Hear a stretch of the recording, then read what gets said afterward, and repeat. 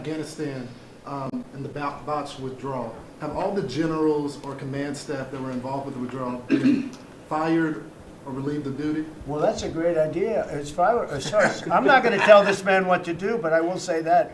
If I had his place, I'd fire every single one of them, Pete. Pete, that's a very good question. Well, it's a question we've thought a lot about. We're doing a complete review of every single aspect of what happened with the botched withdrawal of Afghanistan and plan to have full accountability. It's one of the first things we announced at the Defense Department for that reason, sir. Certainly, General Raisin Kane, who's on his way in, was not a part of that. Instead, was a part of leading the effort against ISIS by untying the hands of warfighters and finishing the job properly and then bringing our troops home. So we're taking a very different view, obviously, than the previous administration, and there will be full accountability. I don't see big promotions in that group, and I think they're going to be largely gone. I know the man on my left. I think they're going to be largely gone. That was a horrible display, and I've dealt with the parents and the family of the 13 that were killed, but nobody ever talks about the 40 that were so badly hurt with the arms and the legs and the face and the whole thing, the missing arms and legs. It was so terrible the way that was handled, and it should have been gone through Bagram.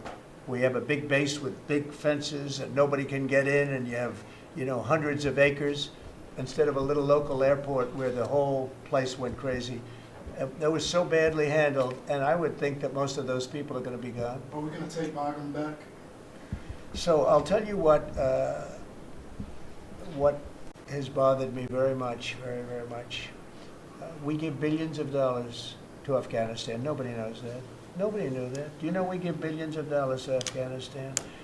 And yet we left behind all of that equipment, which wouldn't have happened. We were getting out under me. I'm the one that got it down to 5,000 people. We were going to get out, but we were going to keep Bagram, not because of Afghanistan, but because of China, because it's exactly 1 hour away from where China makes its nuclear missiles. So we're going to keep Bagram. We were going to keep a small force on Bagram. We're going to have Bagram Air Base, one of the biggest air bases in the world, one of the biggest runways, one of the most powerful runways in the sense that it was very heavy concrete and steel. You could carry about anything. You could land anything on those runways. We gave it up. And you know who's occupying it right now? China. Biden gave it up. So we're going to keep that, and we're going to have a withdrawal, and we're going to take our equipment. We're going to do it properly. We're going to do it we're going to keep the equipment. Well, they ran out. It was, what happened there was, in fact, in all fairness to Putin, when he saw that, he said, well, this is our time to go into Ukraine, I guess, because the timing seemed to be about right. But we send them billions of dollars in aid, which nobody knows. If the American public knew that, they know it now.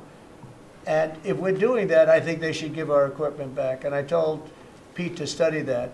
But we left billions, tens of billions of dollars worth of equipment behind. Brand new trucks. You see them display it every year on their little roadway someplace where they have a road and they drive waving the flag and talking about America.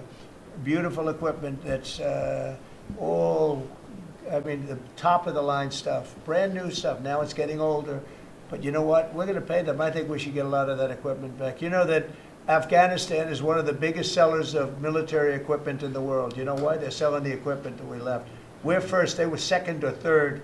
Can you believe it? They're selling 777,000 rifles, 70,000 armor-plated. Many of them were armor-plated trucks and vehicles. 70,000. If you think of a used car lot, the biggest one in the country, if I would say, JD, if somebody had 500 cars, that would be a lot. This is 70,000 vehicles we had there, and we left it for them. I think we should get it back. Mr. President.